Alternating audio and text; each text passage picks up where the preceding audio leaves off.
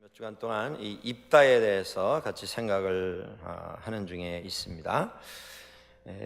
오늘 여기서 입다가 그의 어떤 사람됨을 다시 한번 또 보여주는 이런 행동을 하고 있는 것을 볼 수가 있습니다. 그가 전쟁에서 싸움에서 용사였고 또 그와 함께한 입다를 따랐던 사람들도 입다에게 큰 힘을 더해주는 이런 사람들이었기 때문에 이스라엘이 어려움 당했을 때에 입다를 찾아와서 우리의 지도자가 되어 주시오 해서 이 싸움에 이제 앞장을 서게 됩니다. 감사합니다.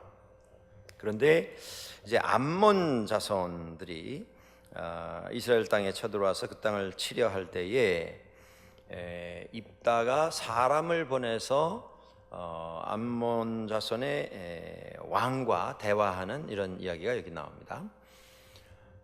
세상에 살아가면서 우리에게 필요한 것이 용기도 필요하고 용맹도 필요합니다.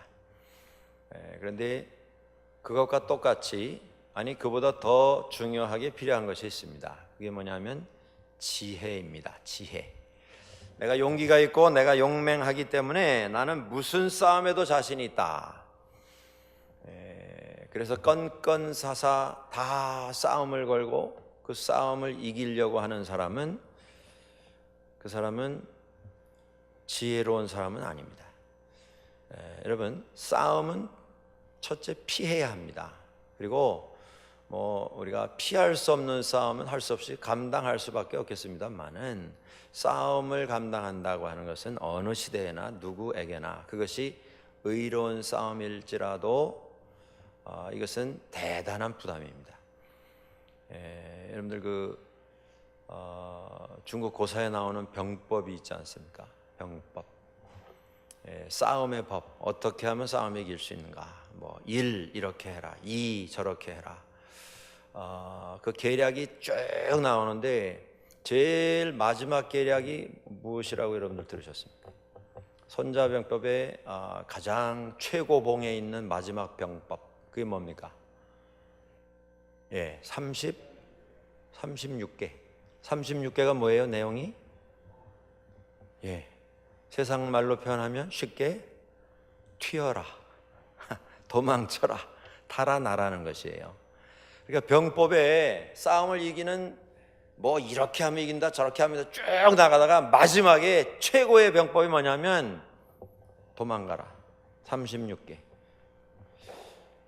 넘버 36예요. 36개가 달려가는 그런 뜻이 아니라 그 내용이 36개가 마지막에 피해라는 것이죠. 싸움은 피해라. 세상 살면서 여러분들 우리가 될 수 있으면 싸움은 피하면 좋습니다. 집안에서는 물론이고 내외간에 부부간에 세상 살면서 이건 난 못 찾겠다 말이죠. 이건 내가 반드시 한번 언제 기회를 봐서 손을 버리라. 그거 다 그냥 내 욕심입니다. 우리가 싸우려고 하는 싸움 가운데 의로운 싸움은요 10에 하나가 아니라 100에 하나도 아니에요. 100에 하나도 우리는 의로운 싸움이 아닙니다. 우리가 싸우려고 하는 싸움은 다 내 싸움이에요. 하나님 의 때문에 싸우는 게 아니에요. 내가 기분 나빠서 저 사람이 내 감정을 건드렸어. 내 자존심을 건드렸어. 그러니까 다 내 싸움이에요. 하나님 위해서 싸우는 싸움은 우리는 없습니다. 그러니까 그 싸움은 피해야 합니다. 어떤 싸움이든지. 그런데 입다가 그가 용맹한 사람이에요. 그가 싸움에 있어서는 자신 있는 사람이고 그를 추종하는 싸움꾼들이 여럿 있었습니다. 그래서 초청받았고 그래서 책임을 맡았는데 그가 용맹한 사람인데 우리가 이제 입다에서 하나 또 배우게 되는 게 뭐냐면 그는 협상을 하려고 했던 사람이었습니다. 말을 통해서 좀 일을 해결하려고 하는. 처음에 이스라엘 사람들이 입다를 불러들였을 때도 이스라엘 사람들 그 대표들과 이야기를 하죠. 나는 한다 안 한다 이게 아니고 잘 이야기해서 본인이 원하는 게 무엇이고 이스라엘 대표들이 그것을 약속하도록 잘 대화를 인도를 해야 합니다. 암몬 자손에게도 마찬가지였어요. 왕에게 그 신하들을 보내가지고 의사를 전달합니다. 그런데 그 말하는 내용이 뭐냐면 지금 암몬 사람들이 와가지고 이스라엘 땅을 내놓으라는 것입니다. 이건 우리 조상들이 가지고 있었던 땅이니까 옛날에 이스라엘 땅이라고 하는 게 원래는 없지 않았습니까? 그런데 출애굽해가지고 하나님 인도 받아서 가나안 땅에 들어왔을 때에 옛날에 우리 조상들이 여기 살던 땅인데 이걸 좋게 말할 때 평화스럽게 우리에게 다시 돌려달라, 그 요청입니다. 왜 여기 와서 이 야단을 하느냐 이렇게 질문했을 때 이게 원래 우리 땅이니까 이거 우리 돌려달라, 그 얘기입니다. 그런데 그때에 입다가 뭐 한번 싸워보자는 거냐 뭐 이러고서 대화를 끌고 간 게 아니고요, 설명을 하죠. 그 설명이 뭐냐면 이 땅은 이스라엘이 싸움을 통해서 얻은 땅이고, 그게 첫 번째 이유입니다. 그러니까 그냥 어느 날 잠깐 주인이 뭐 볼일 보러 나가는데 쓱 들어와가지고 말뚝 받고 담장 치고 이거 내 땅이다 그리고 주저앉아서 억지로 점령을 한 땅이 아니고 싸움을 통해서 얻은 땅이다. 두 번째, 이 땅에 이스라엘 자손이 들어와서 산 지가 300년이 됐다. 여러분, 우리가 사사기를 1장부터 지금 이제 오늘 11장 보고 있습니다만은 우리는 뭐 몇 주간 만에 지금 11장까지 왔는데 그 시간이 하루 24시간으로 계산하는 그 시간으로 보면 300년이 흐른 것입니다. 그러니까 몇 년 동안 이 많은 사사가 지나간 게 아니에요. 어떤 사사는 평생을 다스리다가 세상 떠나고 그 다음 세대가 시작이 되고 그 시간이 장장 300년이 흘렀습니다. 300년 동안 우리가 싸움을 통해서 이 땅을 먼저 점령을 해서 싸움을 통해서 얻은 땅이고, 그 싸움을 하나님 인도하셔서 우리에게 문을 열어주셨기에 우리가 여기 들어왔고, 그 싸움을 통해서 이 땅을 얻은 다음에 여기 정착해서 산 지가 300년 됐다. 그런데 이제 와서 이 땅을 도로 내놓으라고 하는 것이 옳지 않다. 그리고 우리들은 너희에게서 이 땅을 취한 게 아니다. 너희가 그 이전에 다른 족속에, 아모리 족속에게 땅을 뺏겼고 우리는 아모리 족속에게서 이 땅을 쟁취한 것이지, 뭐 그걸 청구를 하려면 아모리에게 가서 하고 우리에게는 말하지 마라. 우리는 이 땅을 싸워서 얻은 땅이다. 그래서 이 땅에서 오래 살았고, 그래서 이 땅에서 나갈 수 없다. 이 땅은 하나님께서 우리에게 주신 우리 땅이다. 이렇게 설명합니다. 여러분들 이 일단의 이야기를 들으시면서 뭔가 마음에 이렇게 생각에 머리에 떠오르는 무슨 연상되는 그런 이야기가 있지 않습니까? 혹시 최근에 그 뉴스에 보니까 지난번에 미국의 새 대통령으로 뽑힌 트럼프 대통령하고 중국의 대통령이죠, 시진핑하고 정상회담을 했습니다. 미국에서 초청을 해가지고. 근데 그 정상회담 자리에서 그 시진핑이 그런 말을 했다 그러죠. 트럼프에게 이 한반도라고 하는 이 한국 땅이라고 하는 그 땅은 원래는 우리 중국의 일부였다. 고대 중국에 우리가 중국에서 다 점령하고 우리가 다 다스리던 중국의 일부였다. 그 말이 어떻게 알려졌냐면 트럼프가 그 말을 공개석상에서 했습니다. 그 시진핑이 중국 대통령이 와가지고 나한테 한국 설명을 하면서 한국은 옛날에는 우리 중국의 일부였다. 그게 중국이 가지고 있는 한국에 대한 이해입니다. 한국은 저 동쪽 끝에 이 거대한 땅덩어리인 저 땅 끝에 그저 대추알처럼 그냥 하나 달려있는 조그만 붙어있는 우리 중국 땅. 중국은 한국에 대해서 그렇게 지금도 생각을 하고요, 그렇게 가르칩니다, 아이들에게. 고려 시대에 고려 영토가 만주 북방까지 확장이 된 적이 있었습니다. 고구려, 고려가 아니고 고구려 때. 그래서 그 중국 땅에 뭐 광개토왕 비가 세워져 있어요. 만주 땅에 우리가 여기까지 와서 이 땅을 점령해 놓으라. 거기 이름이 새겨져 있고 그게 뭐 얼마나 오래전입니까? 천 몇백 년 전인데 그 비가 아직도 거기 새겨져 있어요. 근데 그 비를 이 사람들이 옮겨버렸어요, 중국 사람들이. 그리고는 동북공정이라고 하는 이름으로 역사를 수정을 하기를 시작합니다. 그래서 옛날 고구려 시대에 이 한반도에 살던 우리 한국 사람들이 중국 땅에 들어가서 그곳을 점령하고 영토를 넓혀서 거기서 다스리고 모든 것을 진행하던 흔적들을 지우기 시작합니다. 그리고 동북공정의 주 요점이 뭐냐면 여기가 다 뭐 중국 땅이고 한 번도 중국 땅에서 벗어난 적이 없고 결국 한반도도 우리 중국 땅이었다, 옛날에는. 그런데 거기서 뭐 좀 지독한 이런 집안 사람들이 일어나가지고 지들이 따로 하겠다고 우겨가지고 거기다 나라를 세웠을 뿐이지 원래는 다 중국 영토였다. 그게 동북공정의 주된 요점입니다. 이 사태를 제가 왜 말씀을 드리냐 하면 우리가 살고 있는 21세기에 어쨌든 수적으로 영향력에 있어서 그들이 동원할 수 있는 군사력과 경제적인 영향력에 있어서 지금 세계를 향해서 좀 많은 좀 어려움을 일으킬 수 있는 그런 그 큰 영향력을 가지고 있는 나라는 몇 나라밖에 안 됩니다. 물론 이제 자그마한 나라 하나가 뭐 망해버리든가 정부가 문을 닫고 우리는 오늘로 우리나라는 존재하는 것을 여기서 막을 내린다, 우리는 이제 나라가 아니다, 그렇게 하면 그 한 나라만 망하는 게 아니고 주변에 있는 나라가 다 고통당합니다. 나라가 아무리 가난하고 아무리 못 사는 나라일지라도 요새는 다 연결이 되어 있기 때문에 어느 한 나라가 없어지거나 큰 피해를 입으면 다른 나라도 고통에 시달리게 되어 있어요. 그러나 그 중에도 한국에 우리 세상에 지금 한 250개국이 존재한다, 그런 이제 통계가 나와 있는데 그 나라 중에도, 그 수많은 나라 중에도 세계에 있는 모든 나라들에게 제일 큰 영향을 미칠 수 있는 몇 나라가 있어요. 그 중에 하나가 뭐 우리가 아는 대로 미국이고요. 두 번째는 우리가 이걸 인정을 하든 안 하든 중국입니다.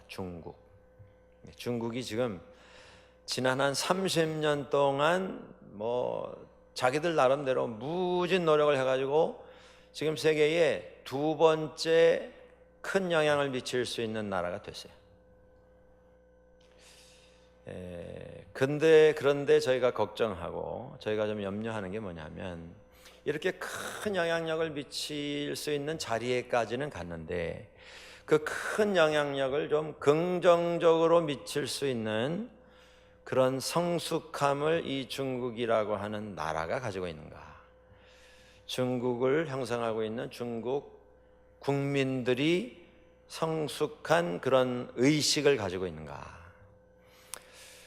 중국을 다스리고 있는 중국 정부에, 그래도 어느 나라 정부라도 그 정부의 요직을 맡아 있는 사람들은 그래도 그 나라에서 가장 많이 교육을 받은, 가끔 그렇지 않은 사람이 나라를 다스리는 그런 경우도 지난 한 100년 동안 여기저기서 있었습니다만은 그래도 제일 많이 훈련받고 검증되고 또 사람들에게 인정을 받고 뭐 여러 가지 일을 겪고, 그래서 이해가 좀 다른 사람들보다 넓은 사람들이 그런 요직을 차지하게 되지 않습니까? 그런데 그 중국의 요직을 차지하고 있는 사람들이 그런 성숙한 의식을 가지고 있는가?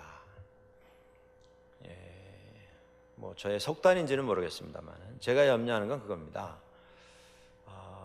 참 21세기의 그 불행한 사태 중에 하나는 그런 성숙함이 전혀 준비되어 있지 아니한 것이 확실한 나라가 이 세계에 지금 가장 큰 영향력을 미칠 수 있는 두 번째 나라가 되어버리고 말았다는 겁니다. 그 어디 한국에다 대고 뭐 중국의 일부였다. 물론 정치적으로 많은 압박을 당했어요. 많은 착취를 당했습니다. 그러나 중국의 일부가 됐거나 중국의 한 변방으로 편입된 적은 역사에 없습니다. 우리가 뭐 조공도 올리고 뭐 하라는 대로 흉내도 내보고 협조도 하고 다 해본 그런 지역적인 역사가 있습니다만은 합병이 된 적은 한 번도 없었어요. 한국 땅은. 그만큼 이제 한국 민족이 그렇게 뭐 양순한 민족이 아닙니다. 누가 뭐 누른다고 해서 눌려지는 그런 민족이 아닙니다. 우리가. 그런데 그것에 대해서 지금 이게 뭐 한 1500년 전에 중국 왕이 그런 얘기를 했으면 뭐 그럴 수도 있겠다 싶은데 지금 시대가 어떤 시대입니까? 네? 그런데 그 대통령이라는 자가 와가지고 세계에서 제일 큰 영향력을 가지고 있는 대통령에게 한국 땅은 우리 거였다 원래. 근데 우리가 그냥 지금 좀 자기들끼리 하겠다 그래서 그냥 조금 허락을 해줘서 연습시키고 있는 그 상태이지 그 땅은 우리 거다. 그따위 소리를 어디서 할 수가 있냐 말이죠. 근데 대통령이라고 하는 자가 돌아다니면서 저런 말을 세계에서 하고 다닌다는 것, 그게 중국 수준입니다. 이제 그게 참 염려가 되고 그 상태, 그 의식, 그 수준이 정말 염려가 됩니다. 요새 남중국해라고 하는 그 동남아시아 쪽에 있는 바다에 대한 이야기들이 많이 나옵니다. 중국 앞쪽에는 여러 나라가 자리 잡고 있습니다. 연결되어 있는 나라 가운데 비에트남이 있고요. 비에트남 건너편에 섬으로 이렇게 쭉 이어지는 나라들이 필리핀이 있습니다. 필리핀은 섬만 수천 개예요. 대륙에 붙어 있는 땅은 한 평도 없습니다. 다 바다에 떠 있는 이런 섬으로 구성되어 있습니다. 그 밑으로 내려가면 인도네시아가 따라 나오고요. 그 더 밑으로 내려가면 파푸아뉴기니, 그리고 이제 남태평양에 있는 여러 가지 그 섬나라들이 쭉 이어집니다. 그리고 건너편으로는 태국, 그다음에 말레이시아, 이렇게 그 바다를 꽉 메꾸고 있어요. 근데 중국이 뭐라고 주장을 하냐면 이 이름이 남중국해로 붙어 있어요. 중국이 원래부터 이제 그 지역의 맹주로 제일 큰 나라로 이렇게 지내왔기 때문에 그 큰 바다가 다 중국 것이기 때문이 아니라 그 동네 제일 큰 나라가, 제일 센 나라가 중국이기 때문에 그냥 편의상 이름이 그렇게 붙여졌을 뿐입니다. 그런데 이 중국이 뭐라고 주장을 하냐면 이 모든 바다, 여기 섬만 수천 개가 깔려 있어요. 나라가 한 7, 8개가 이렇게 붙어 있고, 그런데 이 넓은 바다가 중국이 2000년 전에 다 장악을 하고 배를 띄워서 교역을 하고 군사를 풀어서 왕래하던 자기들 활동지였다는 것이에요. 그래서 뭐라고 주장하냐면 아까 말씀드린 대로 이쪽에 비에트남이 있고 이 건너편에 인도네시아 내려가면서 이제 뭐 파푸아뉴기니, 그 앞쪽으로 말레이시아에서 쫙 이렇게 돼 있는데 이걸 마치 홍해바다 가르듯이 확 밀어가지고 필리핀 아주 섬 앞에까지, 이쪽으로는 비에트남 앞에까지 다 밀어버리고 그 가운데에 있는 어마어마한 넓이의 바다는 이건 다 우리 영토다, 이렇게 주장을 합니다. 왜냐하면 2000년 전에 우리가 여기다 배를 띄웠었기 때문에. 근데 주장만 하는 게 아니고요. 문제가 뭐냐면 그 지역에 무인도가 있으면 가서 막 깃대를 꽂는 거예요. 여기 우리 거. 더 기가 막힌 건 올라와 있는 것도 아니고 물 밑에, 바다 밑에 뭐 한 5m 밑에, 뭐 10m 밑에 이제 암초가 이렇게 올라와 있는 데가 있지 않습니까? 거기다가 깃대를 꽂는 거예요. 바다 속에 있는 돌에다가. 이거 우리 거. 옛날에 우리 2000년 전에 우리 조상들이 이 위에 돛담배가 지나간 적이 뭐 있다 우기는 거죠. 뭐 있겠는지 없겠는지 모르지만 거기 중국 배가 다닌 지역이에요. 그렇지만 2000년 전에 배가 지나다녔다고 해서 남의 나라 앞바다까지 밀어붙이고 여기까지 우리 바다라고 주장하는 건 이건 말이 안 되는 얘기죠. 근데 더 기가 막힌 건 물속에 있는 바다에다 깃대를 꽂고 이 중국이 뭐 물자를 동원하는 데 있어서는 뭐 누구 따라갈 수가 없지 않습니까? 수많은 배와 인원을 동원해 가지고 거기다 콘크리트를 부었어요. 그래가지고 물 밑에 있던 바위에다 콘크리트를 부어가지고 이게 바다 위로 올라왔어요. 그리고 올라온 데다가 중장비를 보내가지고 흙을 퍼나르고 메꿔가지고요 섬을 만들어 버렸어요. 거기 비행장을 지어놨습니다. 그 군인들이 주둔을 해요. 이거 우리 거라는 거예요. 이거 봐라, 이 땅도 나왔으니까 이거 우리 거다. 그 땅을, 그 넓은 바다를 다 우리 거라는 거예요. 이게 우리가 살고 있는 지금 우리 21세기의 지금 외교 정세입니다. 우리 그 한국 땅에 남단에 이제 제주도가 있고, 제주도에서 더 내려가면 무슨 도가 있죠? 제주도에서 마라도에서 더 내려가면 이어도. 그리고 그 밑에 내려가면 한국 땅에도 그 암초 같은 게 있어요. 그런데 이게 이제 한국 땅에 가까운 이런 암초 같은 이런 섬이기 때문에 거기다가 해양 기둥을 세우고 거기다가 헬리콥터가 내리고 실험하고 감시할 수 있는 그 초소를 하나 만들어놨는데, 중국은 뭐라고 말하냐면 그것도 우리 거다. 니네가 왜 거기 와서 그걸 짓느냐. 그걸 가지고 시비를 붙고 있습니다. 그러니까 눈에 보이는 바다는 다 자기 거예요. 그 동네 건. 그리고 거기 있는 나라들은 그냥 밀어붙여 가지고 자기들이 가지고 있는 영토에서 뭐 한 30km, 50km까지만 니네 바다고 나머지는 다 우리 거다. 지금 이 암몬 자손들의 주장이 그겁니다. 옛날에 우리 조상들이 여기 살았었다. 그러니까 우리가 내 거다. 그렇게 말하면 이 지구상에 지금 지도가 얼마나 많이 변하겠어요. 2000년 전에 이거 우리 조상이 여기 살았다. 그러면 뭐 북미에 있는 사람들은 다 짐 싸가지고 가야죠. 어디 자기가 왔던 나라로. 왜냐하면 여기 다 옛날에 원주민 인디안 땅 아닙니까? 지금 그 인류학적으로 확인된 사실 하나는 그 인디안의 조상이 어디서 왔어요? 아시아 쪽에서 건너왔죠. 러시아 제일 북쪽에 가면 베링 해협이라고 해서 알라스카하고 이 베링 해를 건너서 러시아 북쪽하고 이렇게 붙어 있습니다. 겨울엔 여기가 바다가 얼어요. 그래서 걸어서 건너다닐 수 있어요. 그래서 이 북미주 원주민들의 조상은 아시아에서 그 얼어붙은 바다를 건너서 이주해서 넘어오기 시작한 것으로, 이게 유전학적으로 이게 이제 증명이 되고 있습니다. 그렇게 따지면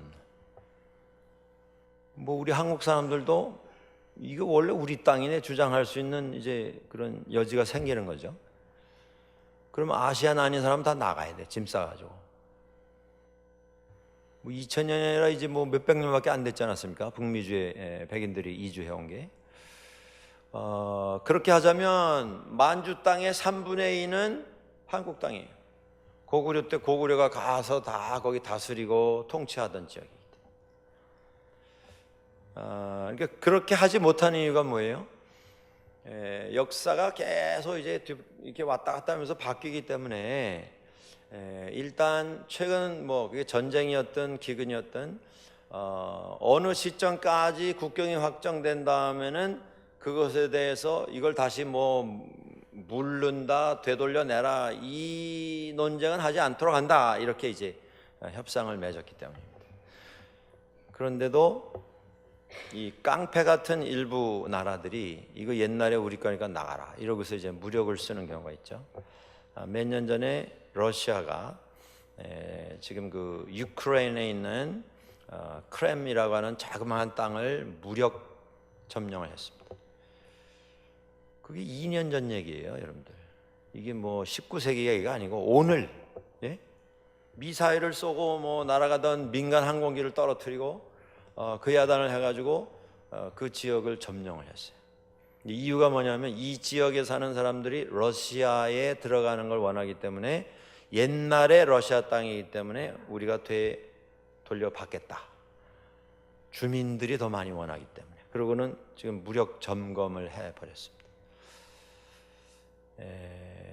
이제 이런 일들이 지금 뭐 이게 우리가 한 3,000년 넘은 역사인데요. 여기 지금 입다 이야기 나오는 것이. 그런데 이때뿐이 아니고 지금도 진행이 되고 있다, 이 말씀입니다. 근데 이 어려운 상황이죠. 이제 전쟁이 일어날 수도 있는 이런 상황인데, 그것에 대해서 입다가 사람을 보내서 협상을 하고 설득을 하고 설명을 합니다. 여기서 이제 보면서 우리가 하나 이제 교훈으로 좀 새기고 싶은 것이 있습니다. 그게 뭐냐면, 입다는 이스라엘 사람들로부터 원래 배척을 받아서 집에서 쫓겨났던 사람이죠. 자기 형제들로부터, 이복 형제들로부터 배척을 받아서 쫓겨났던 사람입니다. 그런데 그가 말하는 걸 보면 하나님 신앙에 대해서는 확실한 이해와 신념을 가지고 있어요. 믿음을 가지고 있습니다. 하나님이 이 땅을 우리에게 주셨다. 그리고 하나님께서 우리의 길을 인도하셔서 우리로 하여금 이 땅에 들어오도록 해 주셨다. 이렇게 말하고 있습니다. 또 하나는 하나님께서 이 땅에 들어오게 하시기 위하여서 우리들이 어떤 일을 했어야 했는가에 대한 확실한 기억을 가지고 있습니다. 근데 놀라운 것은요, 이 시대가 어떤 시대냐면, 이제 이스라엘 사람들이 출애굽해서 가나안 땅에 들어와서 지내면서 그저 기회만 되면 우상 숭배에 또 빠져들어가고, 기회만 되면 또 하나님에게서 떠나서 세상 타락된 문화 속에서 흥청망청 쾌락을 쫓는 이런 삶에 빠져들어가고 하던 그런 시기입니다. 기억을 하려 했으면 이스라엘 사람들이 더 철저하게 했어야 해요. 그런데 이스라엘 사람들에게서 배척을 받은 입다가 그 모든 내용을 상세하게 기억하고 그것을 선포를 하고 있습니다.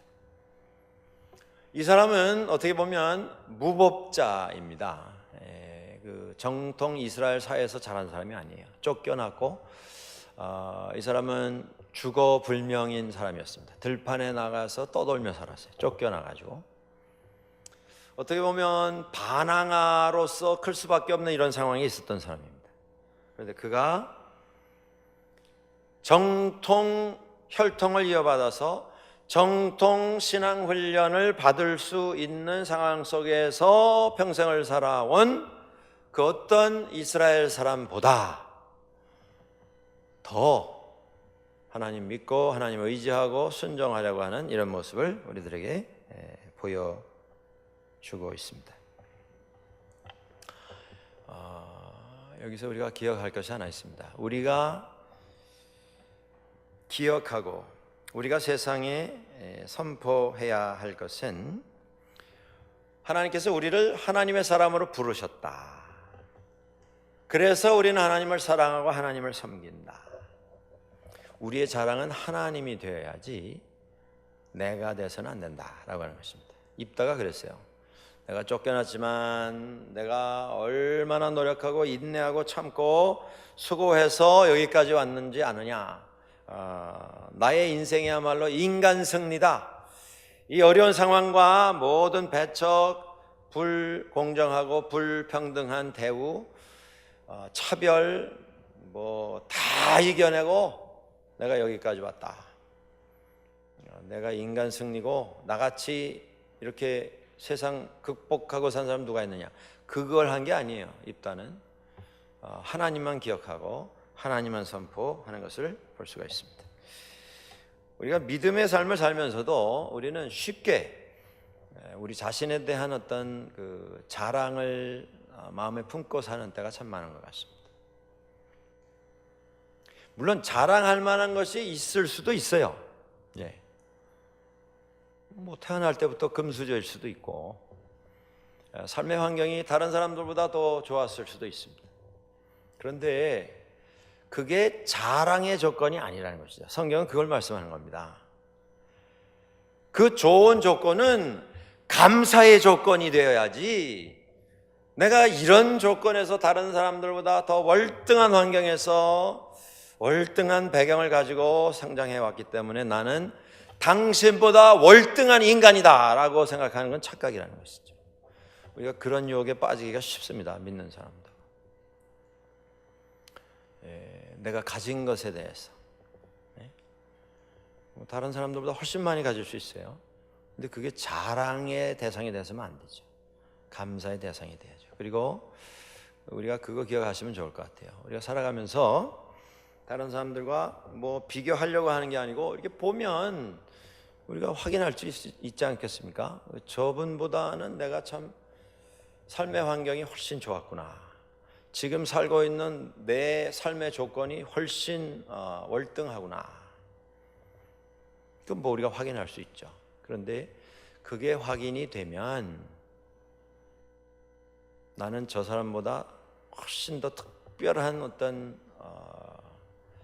조건을 가진 사람이다. 그걸 그렇게 특권으로 생각할 것이 아니고 그걸 책임으로 느껴야 된다. 그 말씀입니다. 내가 무엇이길래 이렇게 더 좋은 조건을 받았을까? 그렇다고 한다면 내게 허락된 이 삶의 조건을 통해서 다른 사람들보다 더 많이 가졌으면 내가 어떻게 더 많이 공헌할 것인가? 그걸 고민해야죠. 그렇지 않고 이걸 특권으로만 생각하면 뭐 자랑할 것밖에 없습니다. 당신 암만 노력해도 나 못 따라와. 그리고 흐뭇해하는 거죠. 그런데 그걸 하나님께서 하라고 우리에게 그 삶의 조건을 주신 건 아니죠. 다른 분들보다 좀 여유가 더 있다라고 하면 그러면 내가 하나님께서 주신 이 여유 이것을 다른 사람들에게 어떻게 좀 나눌 수 있을까? 그러니까 삶이 특권이 아니라 책임이라고 하는 의식을 가지면 삶이 이렇게 달라지는 것입니다. 내가 어떻게 하면 이걸 좀 저분에게 베풀 수 있을까? 표시 안 내고 잘난 체 안 하고 이름 안 내고 하나님 영광 위해서 겸손함을 가지고 나누고 섬기고 베풀고 전할 수 있을까? 이거 고민하며 사는 것. 그 고민 때문에 행복한 사람, 그 사람이 복 있는 사람이고 그 사람이 진정으로 행복한 사람이 아니겠습니까? 그러니까 우리는 쓸데없는 거 가지고 자랑하려고 하면 안 됩니다. 왜냐하면 자랑할 게 없어요. 사도 바울이 말하지 않았습니까? 자랑하려거든 예수를 자랑해라. 다른 건 자랑할 게 없다. 인간은 다 받은 건데. 그렇지 않습니까 여러분들? 내 생명을 내가 돈 주고 사고 태어난 분이 있어요? 내가 남들보다 조금 더 먼저, 더 많이, 더 여유를 가지고 있는 삶의 부분이 있다면 그걸 내 실력으로 얻은 게 뭐가 있습니까? 다 주어진 겁니다. 우리의 삶은. 그것에 대해서 감사함을 가지고 책임감을 느끼고 하나님 앞에서 내 혈통이나 족보나 학벌이나 재력이나 내 능력 자랑하는 일이 없어야 할 것입니다. 내가 가지고 있는 그 삶의 조건이 내가 하나님 앞에서 얼마나 월등한 존재인가를 결정하는 그러한 조건이 절대 될 수가 없기 때문에 그렇습니다. 입다에게서 이 부분을 우리가 생각을 하게 됩니다. 자, 우리 이제 그 다음 말씀 한번 찾아보시겠는데요. 우리 아까 28절부터까지 보았고요. 29절부터 한번 보시죠. 29절. 우리 40절까지 한번 교독을 하겠습니다. 이에 여호와의 영이 입다에게 임하시니 입다가 길르앗과 므낫세를 지나서 길르앗의 미스베에 이르고 길르앗의 미스베에서부터 암몬 자손에게로 나아갈 때에 그가 여호와께 서원하여 이르되 주께서 과연 암몬 자손을 내 손에 넘겨 주시면 내가 암몬 자손에게서 영원히 돌아올 때에 평안히 돌아올 때에 누구든지 내 집 문에 나와서 나를 영접하는 그는 여호와께 돌릴 것이요 내가 그를 번제물로 드리겠나이다 하니라. 이에 입다가 암몬 자손에게 이르러 그들과 싸우더니 여호와께서 그들을 그의 손에 넘겨 주시매 아로엘에서부터 민닛에 이르기까지 20성읍을 치고 또 아벨 그라민까지 매우 크게 무찌르니 이에 암몬 자손이 이스라엘 자손 앞에 항복하였더라. 입다가 미스바에 있는 자기 집에 이를 때에 보라, 그의 딸이 서고를 잡고 춤추며 나와서 영접하니 이는 그의 무남 동료라. 입다가 이를 보고 자기 옷을 찢으며 이르되 어찌할꼬 내 딸이여, 너는 나를 참담하게 하는 자요 너는 나를 괴롭게 하는 자 중에 하나로다. 내가 여호와를 향하여 입을 열었으니 능히 돌이키지 못하리로다 하니, 딸이 그에게 이르되 나의 아버지여, 아버지께서 여호와를 향하여 입을 여셨으니 아버지의 입에서 낸 말씀대로 내게 행하소서. 이는 여호와께서 아버지를 위하여 아버지의 대적 암몬 자손에게 원수를 갚으셨음이니이다 하니라. 또 그의 아버지에게 이르되 이 일만 내게 허락하사 나를 2달만 버려두소서. 내가 내 여자친구들과 산에 가서 나의 처녀로 죽음을 인하여 애곡하겠나이다 하니, 그가 이르되 가라 하고 2달을 기한하고 그를 보내니 그가 그 여자친구들과 가서 산 위에서 처녀로 죽음을 인하여 애곡하고 2달 만에 그의 아버지에게로 돌아온지라. 그는 자기가 서원한 대로 딸에게 행하니 딸이 남자를 알지 못하였더라. 이것이 이스라엘의 관습이 되어 이스라엘 딸들이 해마다 가서 길르앗 사람 입다의 딸을 위하여 나흘씩 애곡하더라. 아멘. 자, 여기에 우리 신구약 성경을 통틀어서 대단히 논란의 대상이 되는 구절이 소개가 되고 있습니다. 입다가 이제 암몬 사람들이 입다의 그 설득을 듣지를 않았기 때문에 이제 전쟁이 일어나게 되는데, 이건 굉장히 어려운 전쟁입니다. 왜냐하면 이 암몬 족속이라고 하는 사람들은 이스라엘이 그 땅에 옮겨 들어오기 훨씬 이전부터 그곳에 정착하여 살던 사람들이고, 그래서 이미 많은 싸움의 경험을 가진 사람들입니다. 그런데 쳐들어와서 그 땅을 다시 되찾겠다고 싸움을 걸었기 때문에 굉장히 그 불리한 조건의 싸움입니다. 그런데 그 어려운 싸움을 앞두고 입다가 하나님 앞에서 서원을 합니다. 약속을 하는 것이죠. 그 서원이 뭐냐 하면 30절에 나옵니다. 하나님께서 암몬 자손을 내 손에 넘겨주시고 우리가 승리하게 해주시면 제가 싸움을 마치고 평안히 돌아올 때에 내 집 문 앞에 나와서 나를 영접하는 그를 여호와께 드리겠습니다. 번제물로 드리겠습니다. 이렇게 서원을 합니다. 하나님 앞에서 하나님께서 이렇게 해주시면 제가 하나님 앞에 이렇게 행하겠습니다. 이렇게 약속하는 장면은 성경에 많이 나옵니다. 여러분들 뭐 기억나는 그런 장면들이 있을 것입니다. 창세기 28장에 보면 야곱이 집을 떠나서 광야에서 돌을 베고 자다가 꿈꾸지 않습니까? 하늘이 열리고 사닥다리가 하늘에 닿았고 주의 사자들이 오락내리락하는 장면을 보고 그 다음에 거기서 깨서 그가 서원하며 기도하지 않습니까? 이곳이 하나님의 전이요 하나님의 집이로다.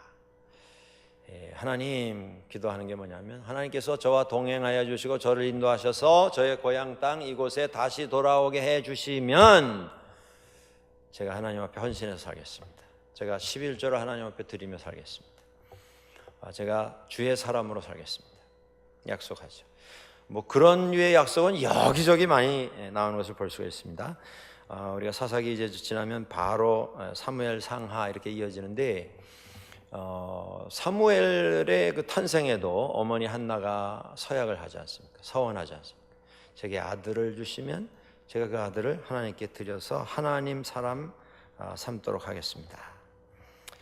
입다가요 지금 하나님 앞에 서원할 때에 이 사람이 지금 전쟁 나가면서 긴장해가지고 잠을 못 자고 며칠을 뜬 눈으로 세우다가 비몽사몽간에 지금 이런 말을 한 게 아닙니다.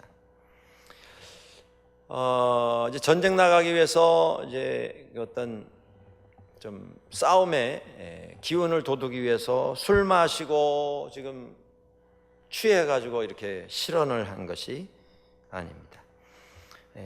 그가 29절에 그런 말이 나오죠. 여호와의 영이 입다에게 임하시니 그가 싸우러 나가면서 하나님 앞에 서원했다. 여호와의 영이 누구예요? 누구십니까? 성령께서 임하셨을 때 성령의 충만함 속에서 그가 서원을 합니다. 근데 서원의 내용이 뭐냐면, 집에 돌아왔을 때 나를 맞으러 나오는 그 첫 대상을 내가 번제물로 드리겠습니다. 번제물은요, 잡아서 각을 떠서 불에 태워서 드리는 것입니다. 하나님의 것으로 드리겠습니다. 그 뜻이죠. 그러면 이제 우리가 뭐 이게 아마 한 시간 더 좀 다뤄야 될 이 구절이라고 생각이 되는데, 자, 성령의 충만해서 서약을 했는데 그 서약이 왜 사람 잡는 서약이 됐을까? 이게 도대체 어떻게 우리가 해석을 해야 하느냐? 그럼 뭐 우리가 당연히 질문을 할 수밖에 없게 됩니다. 자, 입다가 하나님 앞에 드린 이 서원은, 우리가 이 성경 배경을 좀 이제 한번 살펴보실 필요가 있는데, 이스라엘 사람들이 3,000년 전에 이스라엘 땅에서 정착해서 살았던 그 상황은, 이스라엘 사람들의 집 구조는 오늘 우리들이 익숙한 이 밴쿠버에 있는 하이라이즈 콘도미니엄 아파트먼트 구조가 아닙니다. 아파트먼트 현관에 들어가면 깨끗하잖아요. 어느 아파트든지 제일 깨끗한 데가 사람 제일 많이 드나드는 현관입니다. 왜 그렇습니까? 그게 첫인상이기 때문에. 거기는 계속 관리인들이 와서 뭐 치우고 닦고 항상 깨끗하게 해놓죠. 이스라엘 사람들의 주택 구조는 담장이 있고, 그 담장 안에 들어가면 그 안에 뭐 닭도 날아다니고, 뭐 양도 왔다 갔다 하고, 저쪽에서 소가 뭐 각종 가축이 뭐 염소가 오고 가고, 뭐 그 담장 안에 다 있는 겁니다. 거기 모든 살림 도구와 가축들이 다 거기 같이 있었어요. 우리가 이제 요 더 긴 말씀은 다음 시간에 좀 나누시도록 하겠는데요. 31절에 보시면, 하반절에 중간부터 보시면, 나를 나와서 영접하는 그는 여호와께 돌릴 것이고 내가 그를 번제물로 드리겠나이다, 이렇게 나와 있습니다. 제가 이 구절을 영어 성경본을 한번 찾아봤어요. 영어 성경본이, 우리 한국말 성경은 이전에 60년대에 이제 번역된 성경이 하나 있고, 공동 번역이 중간에 있고요. 그 다음에 우리가 지금 보고 있는 개역 개정본이 있습니다. 그리고 현대인을 위한 성경 해서 이렇게 존대어로 되어 있는, 이렇게 쉬운 말로 풀어놓은 성경이 있고, 그 한 4가지 정도 있는데, 영어본 성경은요, 그래도 참고하도록 이렇게 추천받은 이런 영어본 성경은, 대표적인 영어본 성경은 한 20개 이상이 됩니다. 그런데 그 20개를, 요 구절을 제가 한번 다 비교를 해봤어요. 31절을. 그랬더니 거기 어떻게 나오냐면요, Whoever comes out, 집에 들어갔을 때 나에게 먼저 나오는 그것을 내가 번제물로 하나님께 드리겠습니다, 이 구절인데, Whoever comes out 하고서는 나중에 여기 보시면 우리 한국말은 나를 영접하는 그는 여호와께 돌릴 것이고 내가 그를 번제물로 드리겠나이다, 이렇게 표현이 되는데, 영어 성경에 보면 이 말대로 하면 그 he잖아요. he. 영어 성경 번역 한 20개를 제가 찾아서 확인을 해보니까 그 20개 중에 한 개가 I'll sacrifice him으로 되어 있어요. 한국 성경처럼 그를. 그리고 한 19개 성경은요, I'll sacrifice it, 그것을 이라고 나옵니다. 그러니까 이것이 뭐 사람이 그냥 읽어가면서 여기다가 힘이 아니라 it를 쓰는 게 더 좋겠다, 그냥 기분이 그래서 it 쓰는 건 아니거든요. 이거는 히브리 성경 원문을 여기저기, 원문이 하나가 아닙니다. 그러니까 그 다 이제 필사본이죠. 손으로 쓴 그런 성경 여러 개를 놓고 다 찾아서 확인하고 번역해 놓은 것이죠. 그런데 20개 정도 중에 한 19개가 it, 나에게 나온 그것을 번제물로 드리겠노라, 이렇게 번역을 하고 있습니다. 입다가 하나님 앞에 서원했을 때 우리가 이거 100% 이건 확실하죠. 뭐냐 하면 입다가 생각한 것은 자기에게 나오는 그것, 그게 뭘까요? 아까 주택 그 구조를 말씀을 드렸죠. 가옥 구조를, 담장에 그 입구를 이렇게 열고 들어가면 그 앞에 제일 먼저 왔다 갔다 하는 게 뭐예요? 가축이에요, 가축. 그러니까 입다가 이 서원했을 때는 내가 사람 잡겠습니다, 그 약속을 했겠어요? 그게 아니죠. 무슨 재물이든 내게 나오는 그것을 제가 드리겠습니다, 이렇게 이제 약속을 한 것으로 우리가 생각해 볼 수가 있습니다. 물론 이 구절은 지금도 논쟁거리예요. 성경 신구약 성경 가운데 이것을 정확하게 해석하기란 쉽지가 않습니다. 지금도 두 가지 입장이 있어요. 이 구절에 대해서 입다는 자기 자신의 딸을 죽여서 제물로 드렸다. 또 한 입장은 입다는 사람을 죽여서 제물로 드리지는 않았다. 이런 입장입니다. 우리가 다음 시간에 이 내용을 좀 자세히 보시도록 하겠습니다. 아무튼 오늘 저녁에 입다를 통해서 하나님 앞에서 우리가 자랑할 것은 하나님께서 우리를 당신의 사람 삼아 주셨다고 하는 부분이지, 내가 내 배경이 뭐고 출신 성분이 뭐고 우리 집안 혈통이 뭐고, 그건 다 자랑이 아니라 책임입니다. 책임. 그 특권을 받은 우리들이 하나님 앞에서 더 많은 책임을 감당해야 한다. 그걸 우리가 깨달아야겠고요. 무엇보다도 하나님을 자랑하는, 나를 불러주신 하나님을 자랑하는 우리의 삶의 고백이 있어야겠습니다. 우리 같이 한번 기도하시겠는데, 기도하실 때 세상 살아가면서 하나님, 우리도 입다처럼 내 자신 자랑하는 게 아니라 하나님 자랑하며 살게 해주시옵소서.